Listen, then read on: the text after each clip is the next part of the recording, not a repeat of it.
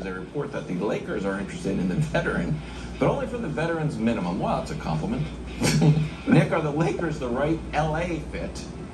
We kind of snuck in the Clippers there for CP3. Well, I would like him on the Lakers because I would like, as long as LeBron's there, the Lakers have the best chance to win. I would like Chris Paul to get a ring. I also think the Clippers they need to start over. I don't think they are Start over? Yeah, I mean, they just, at some point you have to admit that this experiment's been a total, unabashed disaster.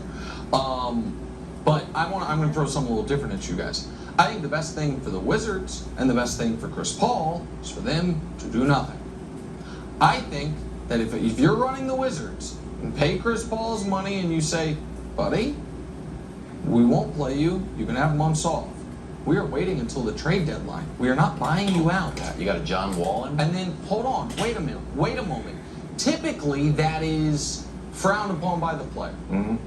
For Chris Paul, is it not an amazing idea for his season to start in January or February?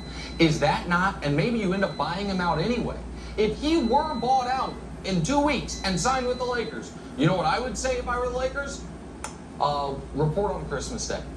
Because we have to, you are playing a maximum of 40 regular season games because you have shown us throughout your career, but certainly at this point, you're 60 games max, and we hope to have 20-some playoff games. So if I'm the Wizards, I am not rushing this. There is no incentive to rush this, especially now that the contracts become essentially fully guaranteed to make the trade work anyway. Be one thing if it was to save $15 million. So I would hope he ultimately ends up on the Lakers, Brew. But I don't think it's a good idea for anyone's purposes for Chris Paul to be playing for any team, actually playing game 1 of the season. I hear you. I wonder if he would go for that. Because he's going to want to play, I would imagine, you know, and he'll be antsy. But it's not a bad theory. I do think the Lakers is better than the Clippers in this scenario.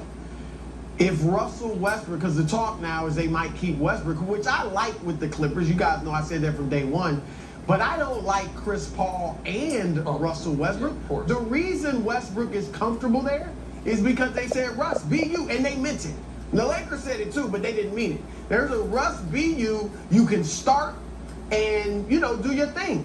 If they bring in Chris Paul, I imagine Russ is going to the bench. And that was the same situation he had with the Lakers, and now you're not getting the best Russ. The injuries, I get it, but if they're healthy with Kawhi, Paul George, we got to stop saying that. Well, we say it with the Lakers too. No, it's not as bad, but it's still an issue. It's still a question mark as to whether Anthony Davis and LeBron James will be healthy next year.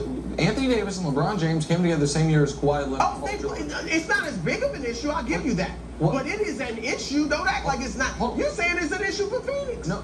It's an issue for the Lakers too. I get that, but I'm saying the Clippers are in a class by themselves. They are a full contender who's they're only a full contender because they're not healthy. But they're never. Don't act though like we can't say the same thing about the Lakers and the Suns. No, we can. We can say. Okay, so either way, there's an issue with health. You're just hoping you guys stay healthy. No. You just painted a scenario where Chris Paul doesn't even play till Christmas. Yes. Because of health. Yes, correct. But what I want to be very clear on what I'm saying. For the Lakers and the Suns, injuries are a concern.